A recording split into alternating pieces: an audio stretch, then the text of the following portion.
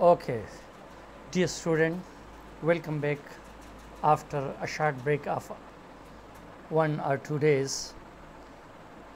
Today, I am going to introduce the concept of electric flux. Electric flux, by definition, is the number of electric field lines that passes through the surface of a vector area is called electric flux. The number of electric field lines that passes through a vector area is called electric flux. Vector area आपने first year में cross product of two vector पढ़ा होगा और उसमें आपने ये पढ़ा था कि plane area is a vector quantity और उसका जो डायरेक्शन है नॉर्मल टू द सरफेस होता है। क्या मतलब है? ये देखो, ये आपके पास सरफेस है और उसका नॉर्मल या ये हो सकता है या ये हो सकता है, डिपेंड करता है रोटेशन पे कि किस तरह आप उसको रोटेट कर रहे हो। So the number of electric field lines that passes through a surface area, surface of a vector area is called electric flux.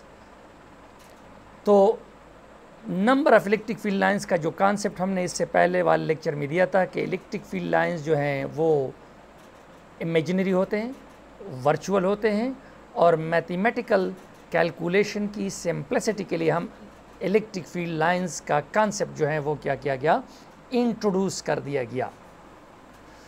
So, you can say, also define it, the scalar product of electric field intensity and vector area is called electric flux.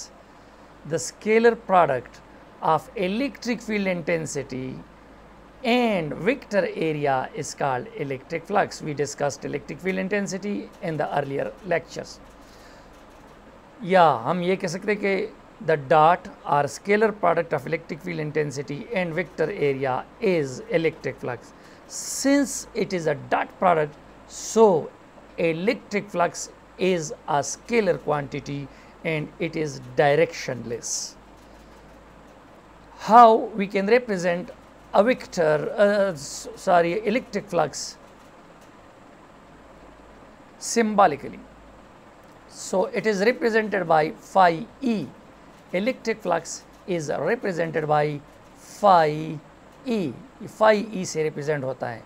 Now we are going to develop mathematical equation for it. For that, consider electric field lines of strength E passes through the surface of vector area A. This is electric field intensity. For this, a positive charge is over here, positive charge is over here. So electric field lines are going here and they are passing to this surface which is placed at an angle theta to the electric field lines. ये जो surface है आप देख रहे हैं कि angle theta पर रख दिए गए हैं किसका, इलेक्ट्रिक फील्ड लाइन का। अब अगर आप देखें, ये देखो, this is the angle between, this is the normal of the area, this is the electric field lines, this is the angle between area, normal of the area and electric field intensity. Now either resolve area into its component because it is a vector quantity or E into its component. If I resolve E into its component, you see that is E. That component will not pass through the surface area. ये वाला component electric field का surface area पे pass नहीं करेगा। ये E y है, ये क्या है, E थीटा का E y, और ये वाला E x है which is parallel to the surface, यानी ये इलेक्ट्रिक फील्ड इंटेंसिटी है, ये वेक्टर एरिया है। इस इलेक्ट्रिक फील्ड इंटेंसिटी को मैं रिजॉल्व कर दो, एक कंपोनेंट ये हो जाएगा जो कि ई वाई है, ये वाला कंपोनेंट एरिया पे पास नहीं करेगा, ये ई एक्स है, ये वाला कंपोनेंट जो है वो क्या करेगा, एरिया पे पास करेगा। या आप एरिया को दो कंपोनेंट में रिजॉल्व करो, देखो ये एरिया है तो ये ए वाई हो जाएगा, तो ए वाई है, और ये क्या हो जाएगा, ए एक्स हो जाएगा। तो ए एक्स और ई आपस में पैरेलल हैं, तो इसका मतलब ये हुआ कि ए एक्स पर जो हैं ये इलेक्ट्रिक फील्ड लाइंस जो हैं वो पास करते हैं। सो ये आपने देखा कि ये इलेक्ट्रिक फील्ड लाइंस हैं और ये इस वेक्टर एरिया पे, प्लेन एरिया पे पास कर रहे हैं। तो आप ज़रा देख लो, अब ज़रा देख लो, the normal of the surface area in makes an angle theta with the direction of electric field intensity is shown over here. So this is the normal of the area, you see, this is electric field intensity. I resolve electric field intensity, that is EY. So if I draw EY over here, EY will not pass through that surface area, but EX will pass through that surface area. So you see, then the electric flux phi E will be equal to the x component of the electric field intensity and vector area, or electric field intensity multiplied by x component of area AX. So EX you know E cos theta के बराबर होता है, और A तो EA cos theta, तो electric flux is equal to EXA which is equal to EA cos theta, और आपने first year में पढ़ा था कि A dot B is equal to AB cos theta. तो यहाँ पर E dot A, EA cos theta. So electric flux here is the product of dot product of electric field intensity and vector area A. So you have already studied that dot product can be positive or negative depending upon the directions of the two vectors. If they are parallel, positive; if they are anti-parallel, it is anti. So what will be the positive flux? What will be the positive electric flux? If the electric flux in general will be positive when theta lies between 0 and 90 degree, because cos theta from 0 to 90 degree will give you positive value. So electric flux is positive when theta lies between 0 and 90 degree or equal to 0 degree and 90 degree also, तो electric flux positive होगा. So the electric flux is maximum positive if the angle between E and A is 0 degree. तो electric flux maximum positive कब होगा? अगर E और A एक दूसरे के पैरेलल हैं, If E and A are parallel to each other, or the direction of normal vector n, यानी वेक्टर एरिया का नॉर्मल वेक्टर एरिया या नॉर्मल वेक्टर n जो कि एरिया का डायरेक्शन है पैरेलल टू ई हो, तो तब जो है देखो phi E is equal to E A का 0, दैट इज ई ए. ये आपके पास क्या आया? मैक्सिमम इलेक्ट्रिक फ्लक्स आ गया.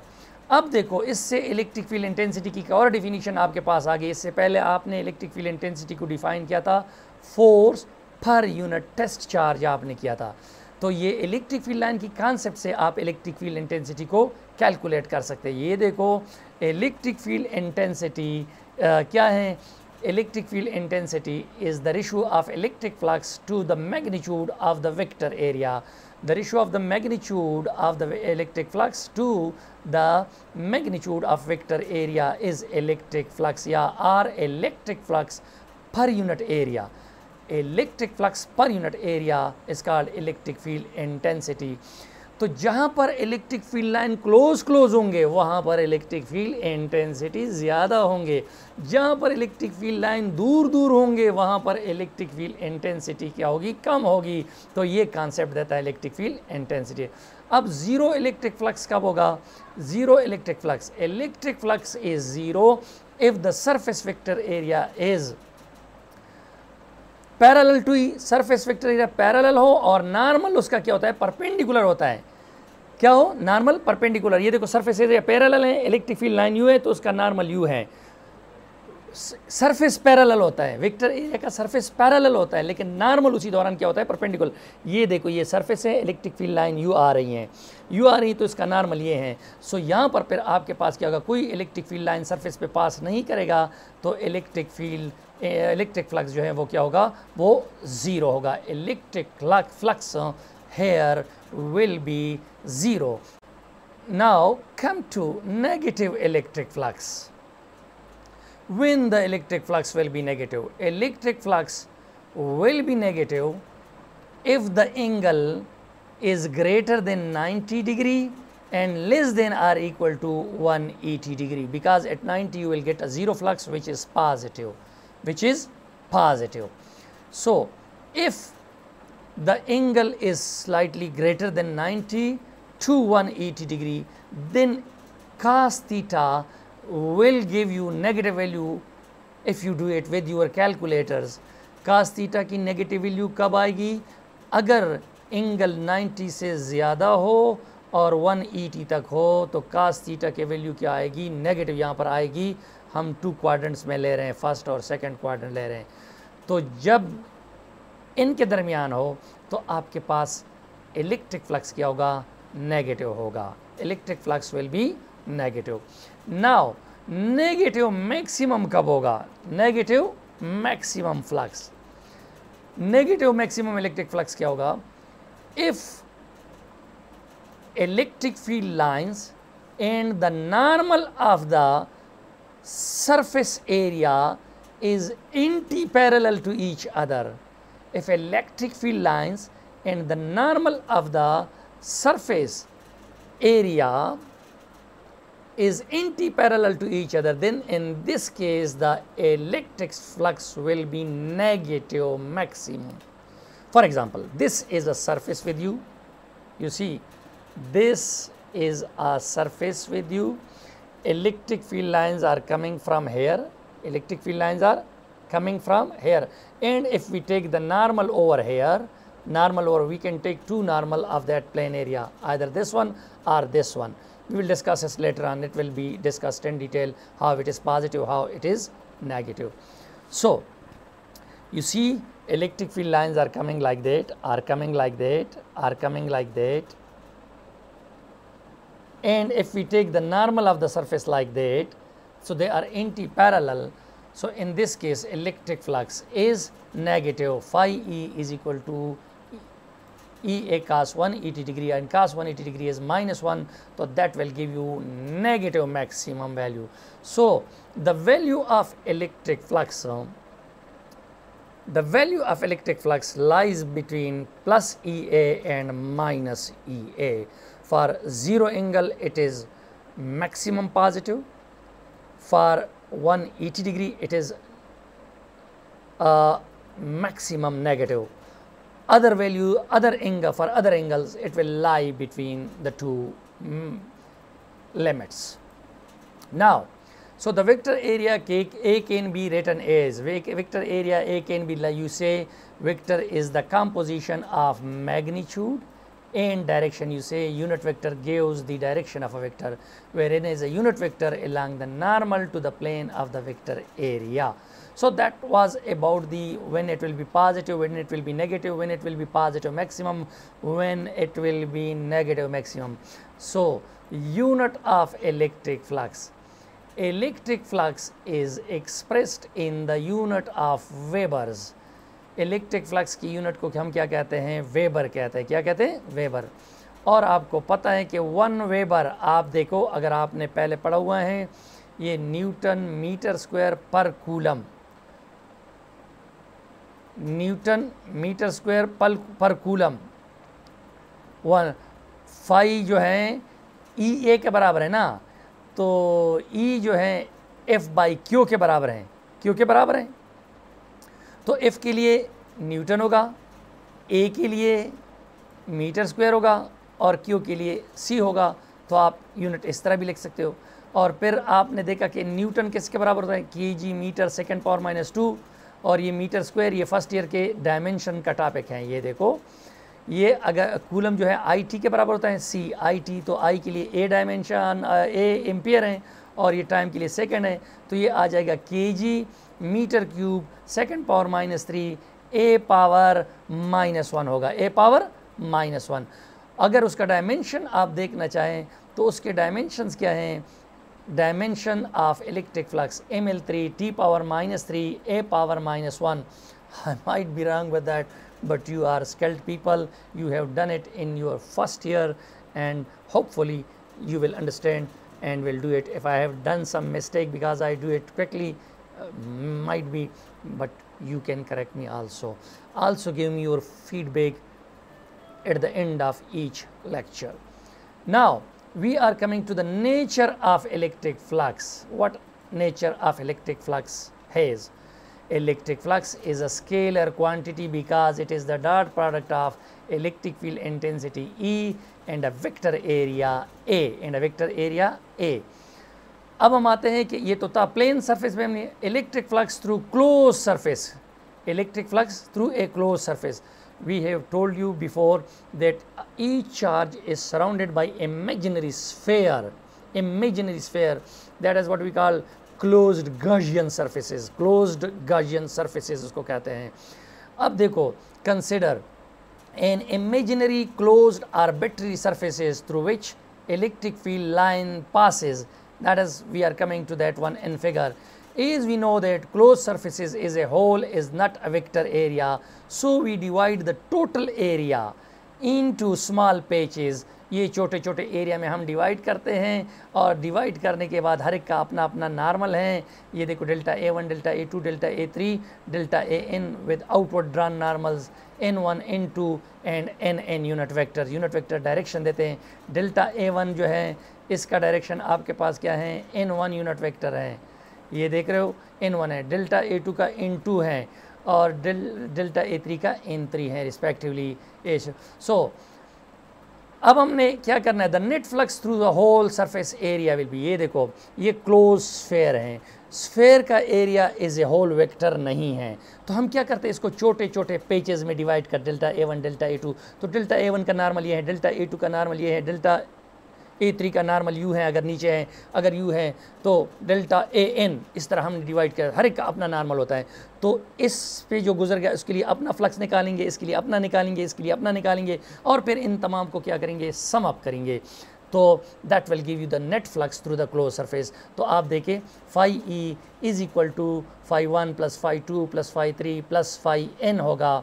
तो आपने पहले फ्लक्स का कंसेप्ट किया था, तो the total flux through the close surface area will be E1 delta A1 plus E2 delta A2 plus En delta AN. So phi E will become summation I is equal to 1 to n होगा, summation I is equal to 1 to n होगा, 1 to n, यानी एक से लेकर, अगर I1 है तो E1 dot delta A1, अगर I2 है तो E2 डॉट डेल्टा A2, तो इसी तरह अगर IN है तो En डेल्टा AN होगा.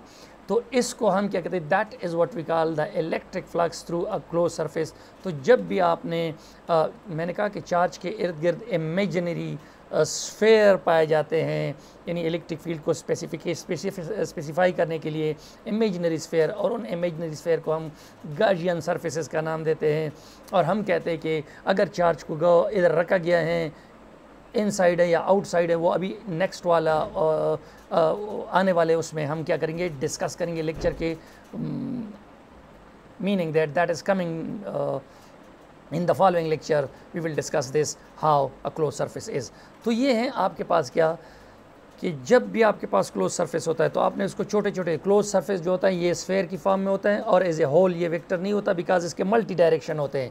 हमने कहा कि प्लेन एरिया का जो होता है डायरेक्शन होता है जो कि आउटवर्ड ड्रॉन नॉर्मल होता है. तो हम क्या कर लेते हैं उस पर, जिस तरह फुटबॉल के पेचेस, आप आसान ले लो, फुटबॉल के पेचेस है आपके पास, एक पेच ले लो ये N1 होगा, दूसरा N2 होगा, जिस तरह आपके सर के बाल हैं हर तरफ निकले हुए हैं, ठीक है ना. तो ये तमाम जो है ये क्या करते हैं, आपको इलेक्ट्रिक फील्ड इंटेंसिटी का जो है वो डायरेक्शन दे रहे हैं, और नॉर्मल का भी डायरेक्शन. तो E1 का नॉर्मल जो है वो N1 होगा, E2 का नॉर्मल N2 होगा, E3 का नॉर्मल तो E1 A1 कास 0 होगा और E2 कास A2 0 होगा, और इसी तरह जो है ये आप क्या करोगे, कैलकुलेट करोगे.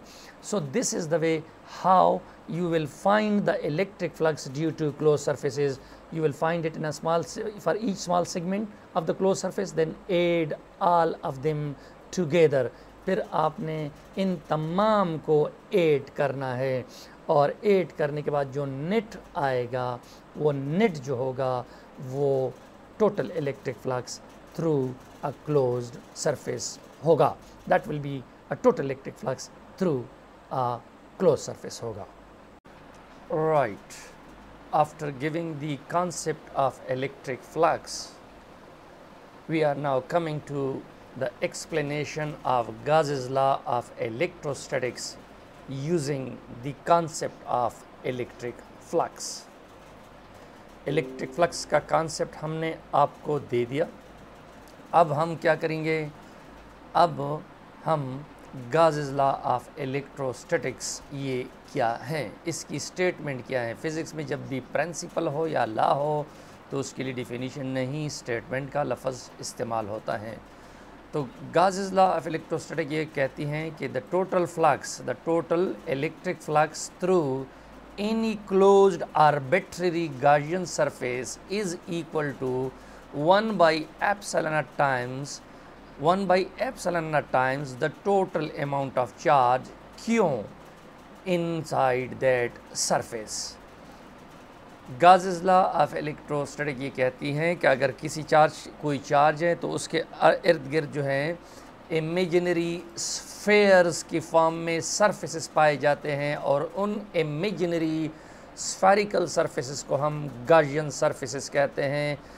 गॉसियन सरफेसेस आर्बिट्ररी होते हैं, इमेजिनरी होते हैं, ये इन रियल नहीं होते, but for mathematical calculations that concept was adopted. तो ये कहती है कि द इलेक्ट्रिक, अगर कोई क्लोज सरफेस है और उसके अंदर चार्ज हैं तो जो उससे इलेक्ट्रिक फील्ड लाइंस निकलती, कहते हैं कि द टोटल इलेक्ट्रिक फ्लक्स, जो total electric flux electric field निकल रही हैं through a closed arbitrary surface is equal to 1 by epsilon naught times the total amount of charge enclosed, यानी 1 by epsilon naught multiplied by the charge enclosed in that spherical Gaussian surface. That is what we call Gauss's law of electrostatic.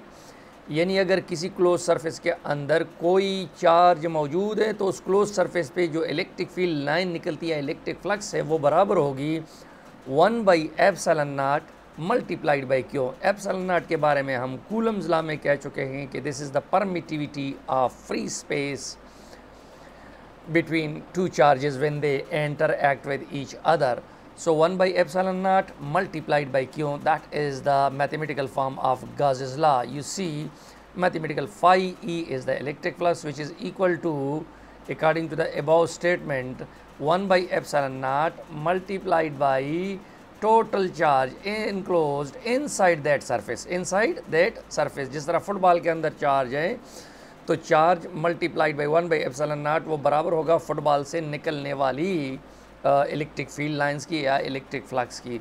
तो phi E is equal to Q by epsilon naught. तो इससे आप क्या अंदाज़ा लगाते हैं कि electric flux inside Gaussian surface depend करता है दो चीज़ों पे, एक तो चार्ज पे, ये देख रहे हो चार्ज पे, और दूसरा medium surrounding the charge. Medium surrounding the charge जिसको आप क्या कहते हैं, डायइलेक्ट्रिक मीडियम दूसरे अल्फाज में कहते हैं। ये ज्योमेट्री पे डिपेंड नहीं करता, यानी ज्योमेट्री या शेप्स पे डिपेंड नहीं करता कि ये स्फेरिकल हैं या ये जो है क्या है सिलेंड्रिकल हैं या ये कोई, it doesn't depend upon the shape. यानी मतलब है कि अगर 5 कूलम का चार्ज आप स्फेयर में रखोगे, स्फेरिकल गॉसियन सरफेस में रखोगे, सिलेंड्रिकल गॉसियन सरफेस में रखोगे, कोई और क्लोज गॉसियन सरफेस में रखोगे, तो उससे जो इलेक्ट्रिक फील्ड लाइन निकलती है हर हालत में वो एक जैसी होगी। So we say that it is independent of the geometry of the Gaussian surface. आए एक्सप्लेनेशन इसकी है, explanation and derivation of Gauss's law. ये देखो, consider a closed spherical Gaussian surface of radius r enclosing a charge plus q. You see, this is charge plus q and this is closed Gaussian surface. Football को ले लो, बिल्कुल football की तरह। Football में patches होते हैं, ये patches हैं, ये पेचेस हैं। हर पेज को हमने छोटे छोटे small elemental segment delta A1, delta A2, delta AN में क्या कर दिया, डिवाइड कर दिया। डेल्टा A1 का नॉर्मल, जिस तरह मैंने कल इलेक्ट्रिक फ्लक्स के बारे में बताया था, डेल्टा A1 का नॉर्मल N1 है, डेल्टा A2 का नॉर्मल N2 है, they are parallel to each other, so electric flux through that due to this surface will be maximum, this surface will be maximum EA cos 0. So EA cos 0 means cos 0 is 1, so it will be EA. So then we will sum up all the electric flux as we have done that electric flux through the closed surface in the previous topic of electric flux due to closed surfaces. अब देखो ये plus charge को आपने ये देखो ये imaginary Gaussian surface है और उस गाउसियन सरफेस चूँकि ये एज ए होल वेक्टर नहीं है, ये फुटबॉल का सारा सरफेस जो है एज ए होल वेक्टर नहीं है, लेकिन अगर हम उसका छोटे छोटे टुकड़ों में तकसीम करें तो हर एक का अपना नॉर्मल होता है, तो then we can treat as it is a vector quantity. हमने कहा था कि plane area is a vector quantity, area of football is not a vector quantity, area of football in is a whole vector नहीं है because it is got many direction at one time. So now we divide the closed surface into small patches which are delta A1 delta A2, delta A1 delta A1 N1 होगा क्योंकि area जो होता है आपको पता है vector area magnitude है और साथ साथ N1 क्या है इसका डायरेक्शन है किसका डेल्टा A1 का, और इसी तरह delta A2 N2 unit vector delta AN ये होगा। सो the direction of normal unit vectors n1 n2 in this case are parallel to the direction of E in each particular case, यानी n1 का direction delta A1 के normal का parallel है, E का parallel है, n2 का direction और delta A2 के ज़रिए से E का पैरेलल है क्योंकि इलेक्ट्रिक फील्ड लाइंस जो है वो पॉजिटिव चार्ज से क्या करती हैं बाहर की तरफ निकलती हैं, which we have discussed in the electric field lines chapter topic. अब हम आते हैं कि ये देखो आपने क्या कहा, आपने ये कहा कि इलेक्ट्रिक फील्ड और हर स्मॉल सेगमेंट का जो एरिया है उसका direction through that particular area क्या है वो सेम है। तो हमने सबसे पहले क्या करना है electric flux through delta A1 निकालना है, फिर electric flux through delta A2 निकालना है, फिर electric flux through delta A। देखो phi 1 electric flux through delta A1 page, that is E1 dot delta A1, तो E1 delta A1 are parallel to each other, E1 cos 0 हो जाएगा तो E1 delta A1। Similarly electric flux through delta A2 delta up to delta AN क्या होगा phi 2 ये होगा phi 2 delta E2 dot delta A2 और ये क्या आ जाएगा E2 delta A2 का 0 और उससे आ जाएगा E2 delta A2 आ जाएगा और phi 3 क्या आ जाएगा E3 delta A3 and phi n क्या आ जाएगा En डेल्टा AN आ जाएगा। Now we are going to calculate the total electric flux through that close surface, वो क्या होगा it will be the sum of all electric flux through each small patches of the Gaussian surface. तो ये देखो तो ये क्या हो गया phi 1 is E1 delta A1, phi 2 is E2 delta A2, phi n is En delta AN ये आ जाएगा। अब देखो ये रेडियल वेक्टर है R, चूँकि आप देख रहे हो कि हर पेज चूँकि स्फेरिकल शेप एरिया है, every page is equidistant from the centre, चूँकि चार्ज को हमने सेंटर पर रखा हुआ है तो रेडियस जो है R1 R2 R3 Rn ये R के बराबर होगा।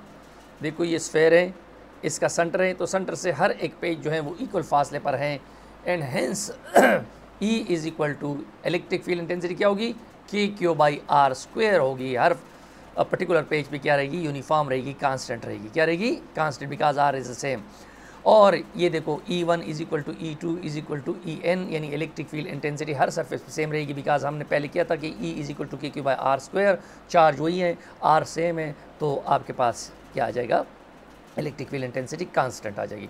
अब जनाब इलेक्ट्रिक फ्लक्स E को कॉमन ले लो और ये देखो ये आ जाएगा E को कॉमन ले लो, कॉमन ले लिया और ये देखो डेल्टा A1 डेल्टा A2 ये होल सरफेस एरिया हो जाएगा, ये होल सरफेस एरिया हो जाएगा। जब होल सरफेस एरिया हो जाएगा तो होल सरफेस एरिया बराबर है 4 पाई R स्क्वायर के, स्फेयर का एरिया 4 पाई R स्क्वायर के बराबर होता है। किसके बराबर है 4 पाई R स्क्वायर। तो आपने इसमें पुट की E की वैल्यू क्या है, E की value KQ by R square है और इसकी वैल्यू क्या है, इसकी वैल्यू जो है 4 पाई R स्क्वायर है तो इसको आपने मल्टीप्लाई किया, इससे आपके पास इलेक्ट्रिक फ्लक्स आया Q बाई एप्सिलॉन नॉट आया।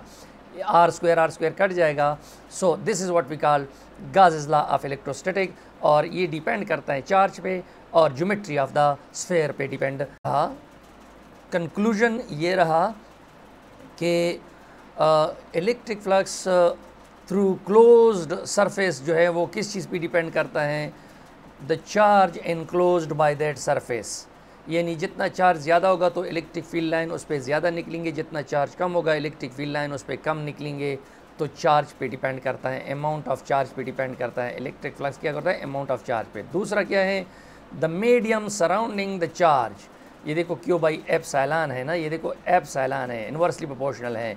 डाइलेक्ट्रिक की परमिटिविटी जितनी ज़्यादा होगी उतना इलेक्ट्रिक फील्ड लाइन उसमें से कम गुजरेंगे, और परमिटिविटी जितनी कम होगी उतनी उसमें इलेक्ट्रिक फील्ड लाइन ज़्यादा गुजरेंगे। It doesn't depend upon the radius of a sphere. ये रेडियस ऑफ द स्फेयर पे डिपेंड नहीं किया, क्योंकि इस फार्मूले में आप देख रहे हैं आपको कुछ दिखाई नहीं दे रहा है। It doesn't depend upon the geometry of the और the shape of the closed Gaussian surface, के वो सिलेंड्रिकल हैं या स्फेरिकल हैं, जो भी हो, लेकिन चार्ज अगर सेम हो किसी भी सरफेस में रखो तो electric flux through each surface will be same. ये क्या है, independent of the shape and geometry of the close surface. If the sphere encloses a negative charge, अगर नेगेटिव चार्ज हो तो सिर्फ इलेक्ट्रिक फ्लक्स जो है वो क्या होगा, minus Q by epsilon not होगा, क्योंकि अब जो है electric field lines close surface के अंदर क्या करेगी, इन करेगी, अंदर आएगी। क्लोज सरफेस के अंदर इलेक्ट्रिक फील्ड लाइन करेगी, अंदर आएगी। अब देखो हम आते हैं क्या, electric flux due two point charges enclosed इन आर्बिट्रेरी गार्जियन सरफेस। आर्बिट्रेरी का मतलब किसी भी शेप का हो, इसके अंदर पॉइंट चार्जेस जो हैं वो इनक्लोज है, तो उसकी वजह से इलेक्ट्रिक फ्लक्स हम किस तरह कैलकुलेट करेंगे। तो ये ज़रा देख लो, देखो ये है आपके पास चार्ज Q1 है, Q2 है, Qn है, और ये आर्बिट्रेरी जो है वो हेक्सागन है या पेंटागन है, इस टाइप का वो है, किसी भी शेप का हो, इर्रेगुलर शेप का हो, उसके अंदर ये पॉइंट चार्जेस क्या है, इनक्लोज्ड है। अब जब इनक्लोज है, ऊपर हमने क्या दिया, देखो consider n point charges Q1, Q2, Qn are enclosed in any arbitrary gaussian surface is shown in the figure. ये जो फिगर है इसमें आपको दिखा दिया गया है, Q1 है, Q2 है और ये Qn है, इनक्लोज है। So the total electric flux, Gauss's law को अप्लाई करो, total electric flux will be the sum of electric flux through each surface vector surface area. हमने कहा था कि आर्बिट्रेरी हो, जो कोई भी हो, ये एज ए होल वेक्टर नहीं है, तो उसका छोटे छोटे पेज ले लो, वही वाला का प्रिंसिपल यहाँ पर भी अप्लाई होता है, वो चेंज नहीं होता। तो phi E is equal to sum of all the fluxes through each small element of that arbitrary surface. तो क्या आ जाएगा, गाउस लॉ में आपने Q बाई एप्सिलॉन नॉट किया तो Q1 by epsilon naught, Q2 by epsilon naught, Qn by epsilon naught आ जाएगा। So the net electric flux through the close surface is, the net electric flux through the close surface is phi E is equal to, इससे 1 by epsilon not को कामन ले लो, कामन ले लिया, देखो ये आपने कामन ले लिया तो क्या आया, Q1, Q2, Q3 और ये Q1 आ जाए, Qn आ जाएगा, ये Q1 है और ये देखो Qn है, all the charges are added together.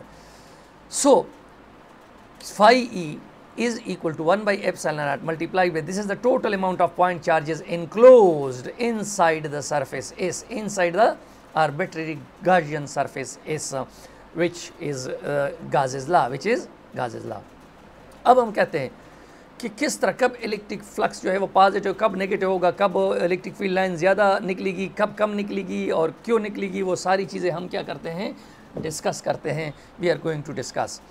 अब देखो, results of electric flux through close gaussian surface, electric flux through close gaussian surface की रिजल्ट्स क्या होंगे। नंबर वन ये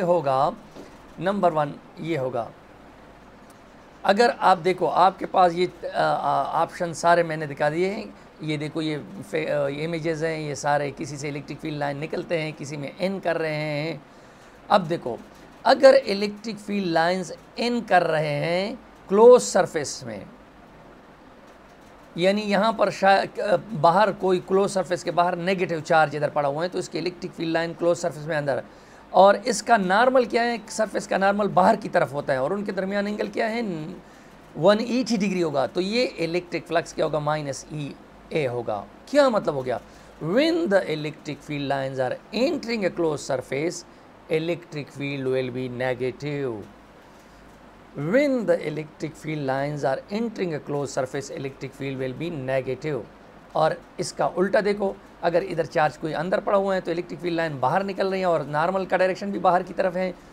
तो इससे ये मतलब हो गया कि when the electric field lines are emerging out of the closed surface, emerging out of the closed surface, then electric flux is positive।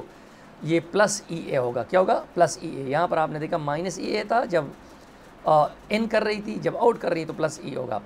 अब देखो जितनी इलेक्ट्रिक फील्ड लाइन इन कर रही हैं और जितनी निकल रही हैं तो नेट इलेक्ट्रिक फ्लक्स क्या होगा, ज़ीरो होगा, क्योंकि माइनस ई ए प्लस ई ए होगा। तो इसका मतलब ये हुआ कि क्लोज सरफेस के अंदर कुछ भी नहीं पाया जाता, कोई भी चार्ज मौजूद नहीं है, न सोर्स चार्ज है न सिंक है। अब देखो गौर से सुनो, अगर 100 इलेक्ट्रिक फील्ड लाइन इन कर रहे हैं और 150 निकल रहे हैं तो इसका मतलब ये हुआ कि इस क्लोज सरफेस के अंदर खुद भी एक दूसरा सोर्स चार्ज यानी पॉजिटिव चार्ज मौजूद है। तो 100 इन कर रहे हैं वो भी हो गए और 50 वो अंदर जो चार्ज है उसके निकल रहे हैं तो 150। तो नेट फ्लक्स क्या होगा, पॉजिटिव होगा। क्या होगा, पॉजिटिव। यानी less number of electric field line अगर इंटर कर रही हैं और मोर number of electric field line बाहर इमर्ज कर रही हैं क्लोज सरफेस से, तो नेट इलेक्ट्रिक फ्लक्स पॉजिटिव होगा, बिकॉज इनकमिंग फ्लक्स को नेगेटिव और आउटगोइंग फ्लक्स को पॉजिटिव लिया जाता है। अब दूसरा देखो, अगर 100 lines of electric field line inter कर रही हैं और 70 लाइन्स जो है वो बाहर निकल रही हैं, 70 लाइन बाहर नहीं, 100 इन कर रही है 70, तो इसका मतलब ये हुआ कि इस क्लोज सरफेस के अंदर कोई सिंक मौजूद है, नेगेटिव चार्ज मौजूद है। तो 100 में से 30 वो क्या कर लेते हैं, वो खा जाते हैं अपने वो सिंक के तौर पर इस्तेमाल, यानी अपने साथ इंटरेक्शन की वजह से उसको छोड़ने नहीं देते।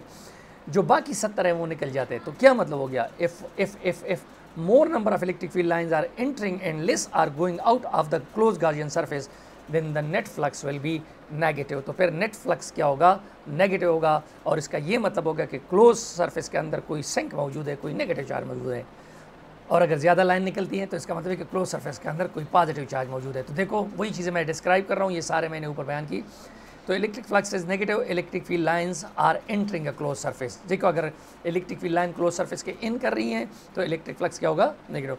ये देखो ये इलेक्ट्रिक फील्ड लाइन इन कर रही हैं और इसका नॉर्मल क्या है, आउट है। ये इन कर रही हैं, ये this is in and normal is out, तो ई ए का 180 डिग्री या माइनस ई ए आ जाएगा। अब अगर इलेक्ट्रिक फील्ड लाइन, ये देखो electric flux is positive if the electric field lines are leaving a close gaussian surface. जब क्लोज गॉसियन सरफेस से बाहर निकलते हैं, ये देखो अगर क्लोज गॉसियन सरफेस से इससे बाहर निकलते हैं और नॉर्मल का डायरेक्शन भी, ये देखो अगर इससे बाहर निकलते हैं और नॉर्मल का डायरेक्शन भी यही है तो दे आर पैरेलल, तो ई ए कास 0 होगा। क्या होगा, ई ए कास 0 और ये प्लस ई आ जाएगा।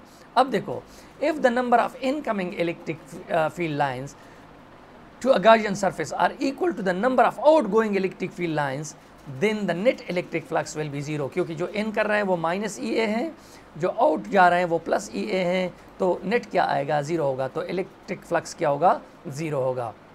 अब ये नोट करो, when a closed Gaussian surface encloses equal amount of positive and negative charge, अगर कोई closed Gaussian surface है जिसमें equal number of positive और negative charge है तो उससे कोई भी इलेक्ट्रिक फील्ड लाइन बाहर नहीं निकलेगी, क्योंकि सोर्स और सिंक दोनों एक ही जगह पे मौजूद है। जितनी इलेक्ट्रिक फील्ड लाइन पॉजिटिव से निकलती हैं उतनी इलेक्ट्रिक फील्ड लाइन जो है वो क्या करती हैं, नेगेटिव ही में आ रही हैं। तो क्लोज सरफेस से कोई भी इलेक्ट्रिक फील्ड लाइन बाहर नहीं जाएगी। So whenever close surface is containing positive and negative charge in equal amount, no electric field line will pass through it, the electric flux will be 0। So when a closed Gaussian surface encloses more amount of positive charge, अगर ज़्यादा charge positive charge ज़्यादा है और negative charge कम है तो net flux जो है, net electric flux क्या होगा, वो पॉजिटिव होगा, क्योंकि कुछ streams of electric field line बाहर निकलेंगे। और जिस तरह टैंक है उसमें जितना पानी आ सकता है तो उतना सम हो सकता है ना। अगर +5 कूलम चार्ज है और -2 कूलम चार्ज है तो +2 कूलम और -2 कूलम तो एकोमोडेट कर लेंगे, लेकिन जो बाकी +3 कूलम का चार्ज है उसकी वजह से इलेक्ट्रिक फील्ड लाइन क्या करेंगे, बाहर निकलेंगे। तो ये बात याद रखें, अगर पॉजिटिव चार्ज क्लोज सरफेस में ज़्यादा है नेगेटिव से तो नेट इलेक्ट्रिक फ्लक्स क्या होगा, वो पॉजिटिव होगा और फील्ड लाइन उस क्लोज सरफेस से बाहर निकलेंगे। इसी तरह अगर नेगेटिव चार्ज क्या है, ज़्यादा है और पॉजिटिव चार्ज क्या है, कम है, तो नेट फ्लक्स क्या होगा, वो नेगेटिव होगा गाउस लॉ के मुताबिक। तो क्या होगा, +Q/ε0 और -Q/ε0 है। तो नेगेटिव अगर ज़्यादा है -3Q/ε0 है और दूसरा +2Q/ε0 है तो नेट नेगेटिव आएगा।